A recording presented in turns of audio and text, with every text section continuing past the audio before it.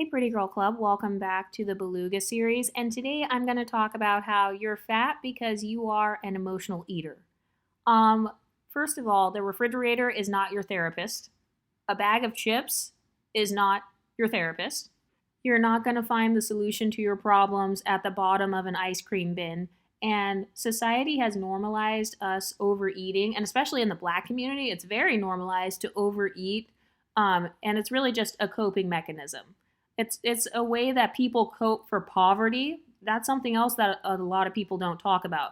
A part of how you cope for being poor is by spending your $500 EBT card on a bunch of junk food or spending your bill money on shopping sprees at the grocery store. So a lot of people are eating as a coping mechanism and they don't realize that's what they're doing. They're eating because they want that sense of comfort.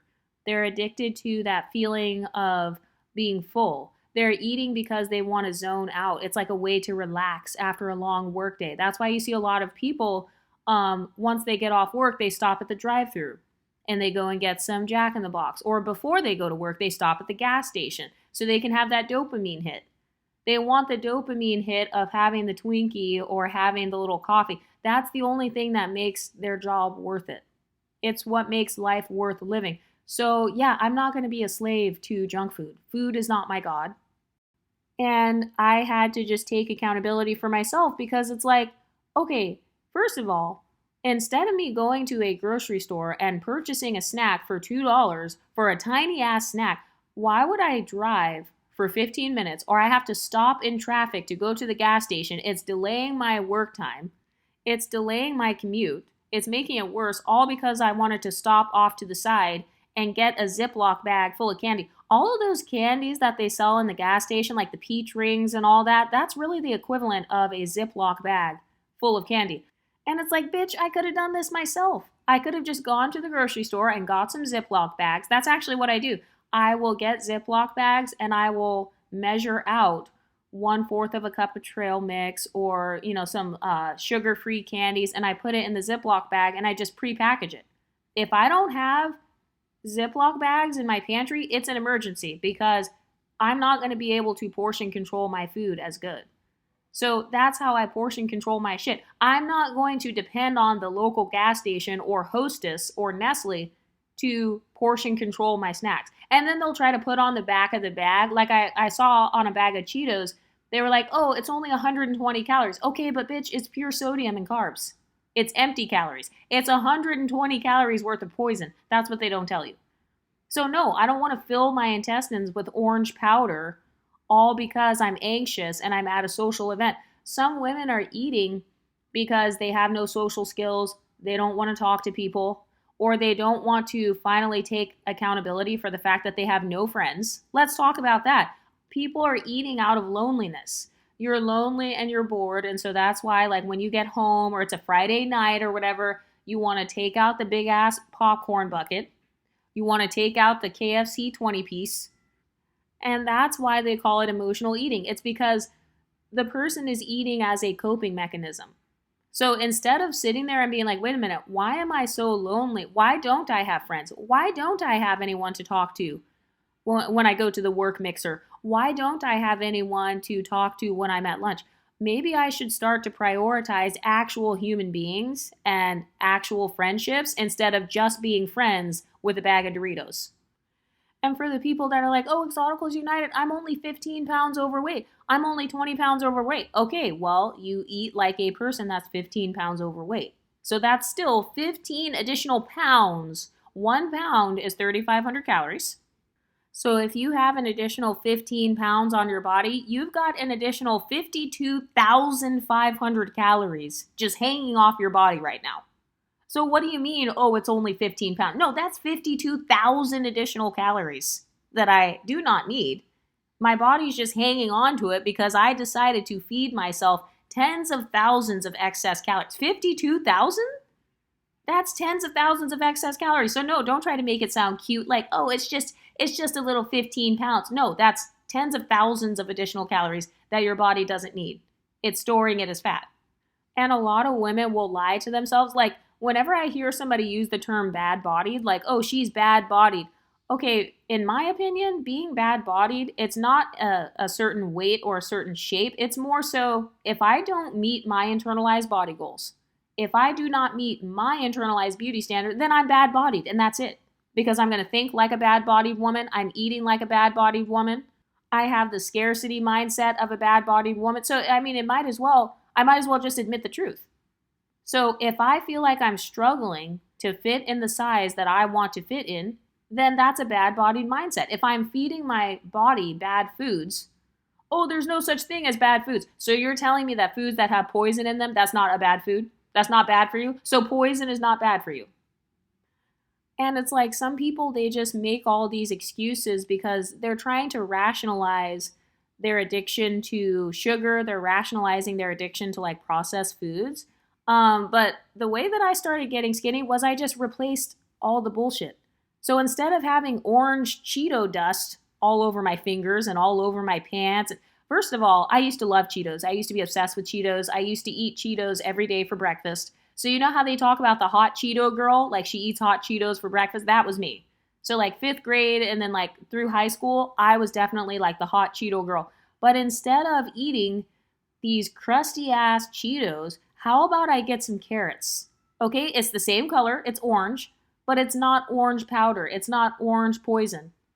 And then I see a lot of people saying, oh, but that stuff tastes bad. Okay, well, you don't know how to season your shit. Put some spray olive oil, do the 0-calorie spray olive oil on the carrots or on the tomatoes, and then put your favorite seasoning. They have Cheeto seasoning. Even that is better than eating the actual Cheetos. If it's that serious for me to have a Cheeto taste, I will literally grab a vegetable. I will get some celery. I'll get like some tomato. I will get some carrot. And then I can spray my little olive oil on it in the Ziploc bag. And then just put a little bit of the Cheeto dust on there if it's that serious. And then at least I'm eating carrots as opposed to relying on these overpriced. First of all, whenever you buy a bag of chips, what used to really piss me off is the bag of chips is like 50% air. It's like, oh my God, I just paid $7.99 at the airport for a family-sized bag of chips, and the bag was 50% air. And now, if I keep eating these, now my stomach is going to look like a crumpled up bag of chips. So it's like, no, I would rather get a vegetable, and that is how I will get used to eating vegetables. I will put my favorite seasonings, whatever seasoning I'm so obsessed with. Oh my God, I have to have popcorn butter. You know how they have like the popcorn seasoning? You better get some corn on the cob.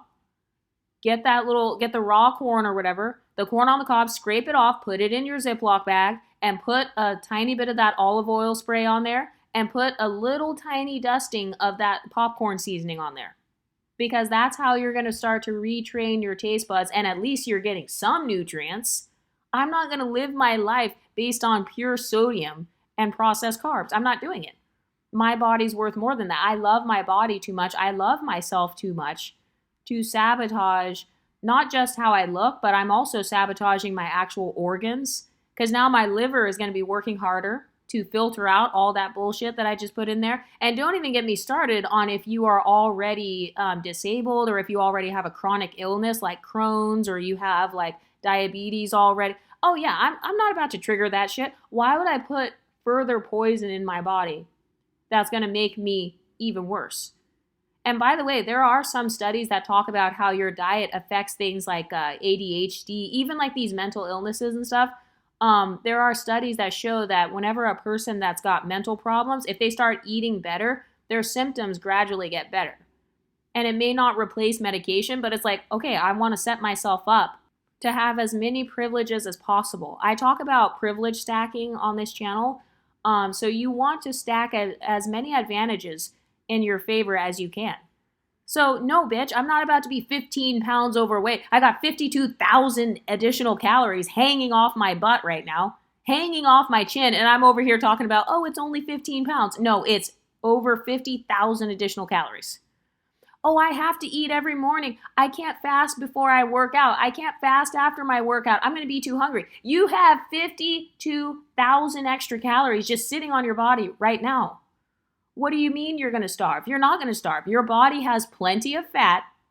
It can start eating its own fat. That's literally what your body is supposed to do. So that's good. you need to have your body eat up those additional 52,000 calories. And I was an accountant, so my accounting nerd skills just kicked in. So I typed into ChatGPT, what would 52,000 calories look like in terms of food? And it says that looks like 95 Big Macs. That's what 52,000 calories worth of food would look like visually. So 15 pounds overweight, you think it's not a big deal? You have 95 Big Macs hanging off your body right now. And then it would be 20 large pizzas. So you're telling me you can't fast for 8 hours. You can't go on a fast for 4 hours because you're going to be too hungry. But you got 20 pizzas hanging off of your butt right now. 52,000 calories is 43 pints of Ben & Jerry's.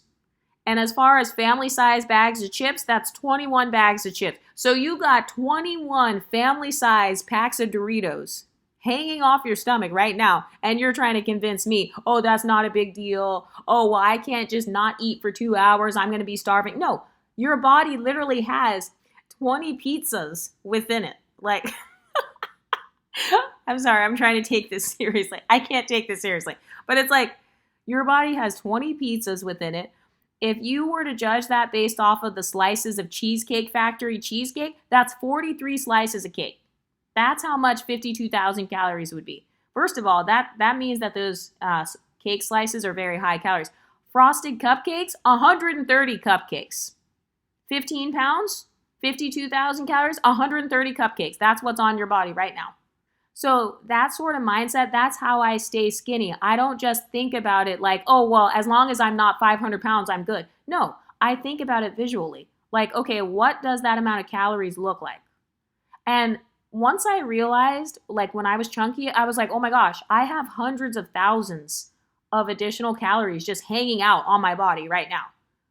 So that made it easy for me to stop snacking. It made it easy for me to go longer distances in between my meals because I was like, no, my body needs to learn how to start eating its own fat and using that as fuel. That's what keto is. Like people who talk about going into ketosis, it's when your body is basically just burning off its own fat. It's eating its own fat.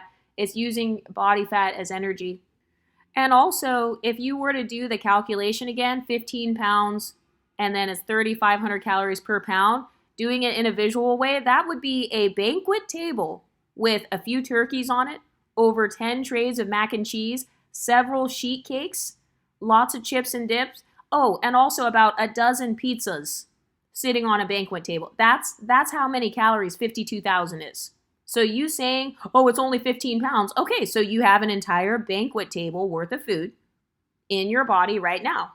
And I see a lot of people, they're so scared. They're like, oh, you have an ED because you didn't eat dinner last night and now you're not eating until noon the next day. If I have an entire banquet table of food already in my body, that's actually not that long. That's not a big deal. So you got people who are acting like belugas and humpback whales on the internet trying to say that it's extreme if you don't eat breakfast one day, or it's extreme if you wait 4 hours in between each meal. Literally, they got an entire Thanksgiving dinner inside of their body right now, hanging off of their chin, and then they think it's extreme to wait 4 hours between meals. It's like, no, you're the one that's extreme. You're the one that's got 90 Big Macs sitting in your stomach right now. But in terms of emotional eating, the way that I regulate my emotions, if I am bored, I will go on a walk. So every hour, I work from home, obviously, I'm a content creator. So every hour, if I'm editing or something and I need a break, I'm not going to go to the kitchen. That's not where I take my break. I don't go in the kitchen to relax. That's not the room where I relax. A lot of people who say, oh, the kitchen is my favorite place in the house. Why? Is that where you're going to relax? Is that where you're going to get your dopamine hit? Is that where you're going so you can zone out from your problems and use food as an escape? Why is the kitchen your favorite place in the house? I don't pedestalize the kitchen. Bitch, this is my house. I pay the bills. The refrigerator is not the boss over me. The freezer is not the boss over me. The sales at the grocery store that's not the boss over me. So no, they don't get to determine my emotional state. Did you know that like when I was more of a beluga, I literally used to get anxious when my pantry would get a little bit low. So once the processed foods ran out, I would start getting anxious. Like, oh my gosh, I have no cookies left. I don't have any cupcakes. Oh my gosh, my pantry is boring. I have to go to the grocery store right now and get some more groceries. No, that's called being a slave to Trader Joe's. I'm not a slave to Trader Joe's. I am not a Trader Joe ho. So no, I don't care if it's fall. Like right now, September is about to come up. That used to be my biggest beluga season of them all. Why do they call it fall? Well, it's because you're falling off of your goals. You're falling off your fitness goals. You're falling off your body goals. Because that's what used to happen to me every fall. Anytime I started seeing pumpkin and like, that's when I would get all the pumpkin spice lattes, the chai lattes, all the different types of hot chocolates, all the apple cider that has hella sugar in it, all of those pumpkin flavored and maple cookies from Trader Joe's. And it's like, no, bitch, I'm not about to be a slave to Trader Joe's anymore. I'm not spending my entire paycheck at Trader Joe's. Why would I spend my entire paycheck? So you're telling me I just went to this bitch ass job with this crazy manager who I can't stand, and now I'm going to waste my money purchasing poison and having 52,000 extra calories just sitting on my body. So I literally have 90 Big Macs sitting in my stomach right now. But because it's September, now that means I get to go be a beluga because I'm trying to escape. I'm trying to escape from the fact that my life sucks, and I'm using the holidays as a form of escapism and overeating as a coping mechanism. Let's be honest, that's what a lot of this is. It's using the holidays as a form of escapism. And I'm not saying you can't enjoy the holidays, but the holidays should not be sabotaging my health. The holidays should not be setting back my goals. The holidays should not cause me to have 95 Big Macs sitting on top of my body. First of all, how is that a celebration? Oh, it's your birthday, so I'm going to celebrate by binging on poison. Oh, Merry Christmas, I'm going to celebrate by eating 10 pounds worth of chicken grease. Around 52,000 calories, if you were to calculate that in terms of grease, like Crisco, that's 1.7 gallons. So you got 1.7 gallons of Crisco grease sitting in your stomach right now, and then you have the audacity to say that we have EDs because we wait 4 hours in between each meal. And it's like, no, I don't want to walk around looking like a deep fryer. I don't want my stomach to be shaped like a deep fryer. I don't want to look like I have 1.7 gallons of Crisco grease in my body. So instead of using food as escapism, especially during the holidays, if it's the fall, instead of me going and drinking 25 pumpkin spice lattes, I'd rather just go on a walk outside and actually look at the leaves and look at all the different colors of the leaves. That's going to give me more of this fall experience versus just consuming calories. A lot of people, they're consuming calories because they're bored. They want an experience. They want to have a sensation. They want the sensation of having those flavors in their mouth and stuff. So it's kind of like a sensory thing. That is a part of why I used to overeat. It's because I wanted to feel like I'm in the fall mood. If I want to feel like I'm in the fall mood, I can decorate my apartment. I can go to the Dollar Tree or I can go to the craft store. I can make my own decorations and put those up in my apartment. Not only is that going to get me in the fall mood, but that's also burning calories because I'm like hanging things up. You know, I'm standing on a chair or on a ladder, putting things up on the window. So that's another way that I can get into a fall mood and kind of have this feeling of escapism without having to consume 1.7 gallons of Crisco grease. Also, you guys know that my favorite food is soul food. So soul food is notoriously unhealthy. It's one of the most unhealthy types of food there is. So the way that I can still get that soul food taste is I use all the seasonings, but I put it on my vegetables or on my eggs. So oxtail seasoning, I told you guys I would put oxtail seasoning on my vegetables, so then I'm still getting that flavor. I put oxtail seasoning on my fried eggs. I will put like poultry seasoning on my vegetables. Another thing too, the top vegetables that they use in soul food are onions, garlic, bell peppers, celery, like chopped up celery. So I will get all those vegetables. I will mix all of those up in a pot, and then I will put my little oxtail seasoning on it. And then I'm still getting the soul food taste, but without all the grease. And I'm using my 0-calorie spray instead of using actual Crisco and then carrying around a gallon of Crisco in my stomach. And another thing too, if I want to feel like I'm escaping, I can turn on a movie. So I can clean my apartment, and then in the background, I can put on one of those Hallmark movies where it's like a Christmas movie or a fall-themed movie. No, I don't have to sit there like a hippopotamus and start munching on a bunch of food when I'm not hungry. No, how about I play the movie in the background? I can clean up my living room. I can clean up the kitchen. Wherever you have a TV, if you have a TV in your kitchen or in your bedroom, you can start cleaning up your bedroom, start folding that laundry.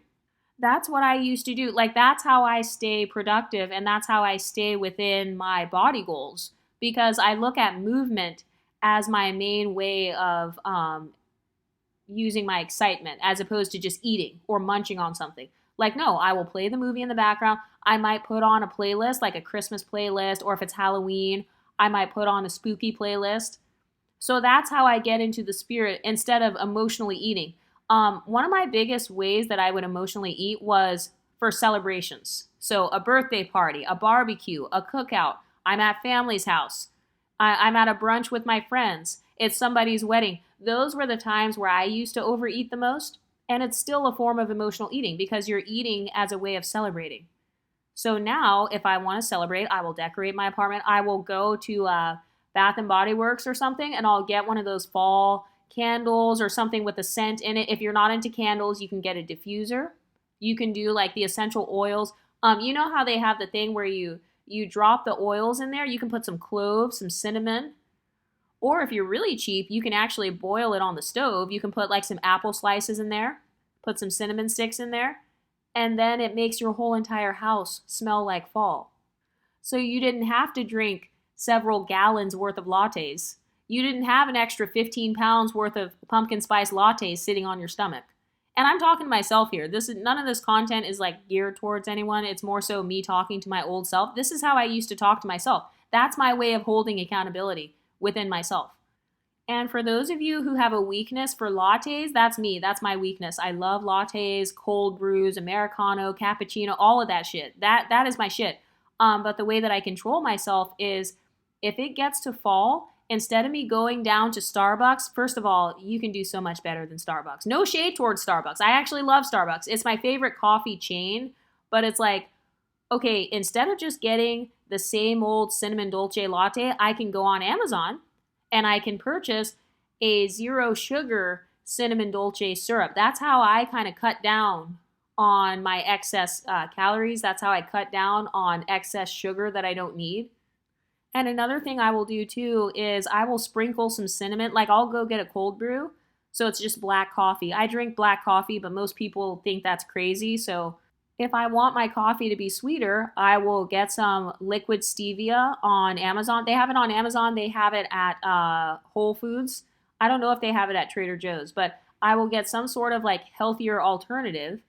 And then I can put that in my cold brew. I can sprinkle some cinnamon in there. I can sprinkle some nutmeg in there. Whatever seasonings get you in the fall mood, whatever makes you feel like you're celebrating something, just put those flavors in your coffee. Do it in a way that's 0 calorie.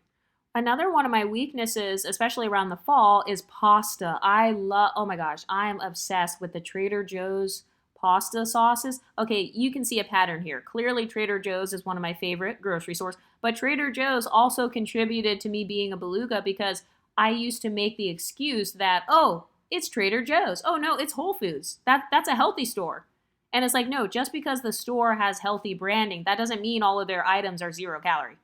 Just because I got maple flavored cookies from Trader Joe's, it doesn't mean I'm not going to gain weight. So I was over here with these Trader Joe's cookies. I would eat the whole box of cookies within like 3 days. Like, the whole box would be gone. And it's like, sis, that's not how you're supposed to do it. That's not going to help with your body goals. So something else I like to do, especially in the fall, is I will actually go and sweep.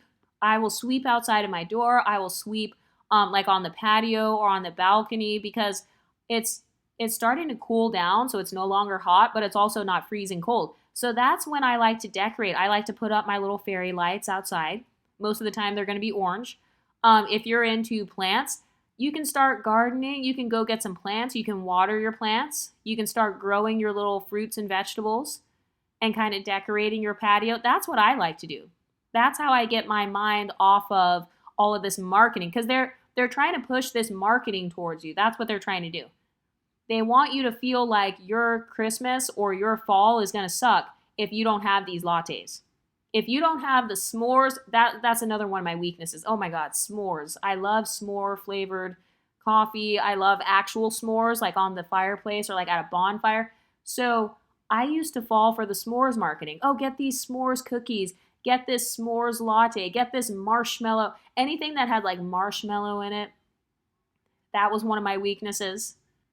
And so the way that I got over that was instead of getting the big marshmallows, I would just get maybe like the miniature marshmallows, you know, the little tiny, the tiny small ones.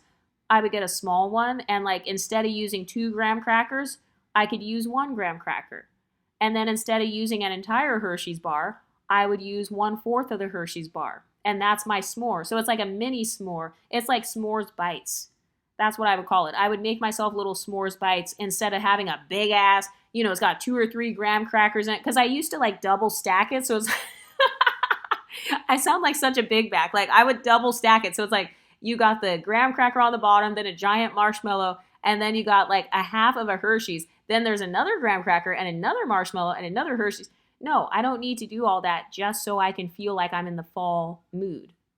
And something else that I used to do around Christmas time, so they had this one discount store in my city, and it's similar to like a TJ Maxx or a Ross or something like that, or like Winners if you're in Canada.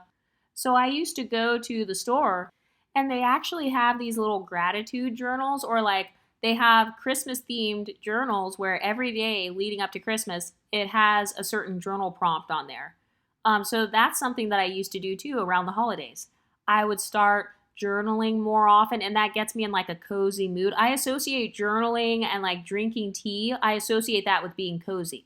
So that's another thing. I will up on my tea. I will start to restock my teas in the fall and winter. That's another way that I stay skinny. That's a skinny girl habit that I have in the fall. So I will go and get like the apple flavored tea, or like they actually have apple cider, but it's within a tea bag. So it's kind of like grinded up apples and like cinnamon and nutmeg all in a tea bag.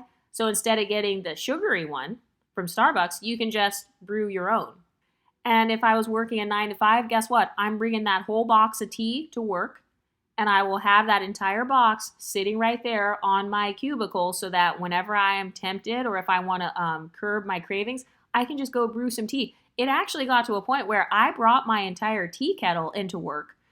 So you know the little pitcher where you just put it on that little circle and then it heats up after like 90 seconds. So I brought my tea kettle to work.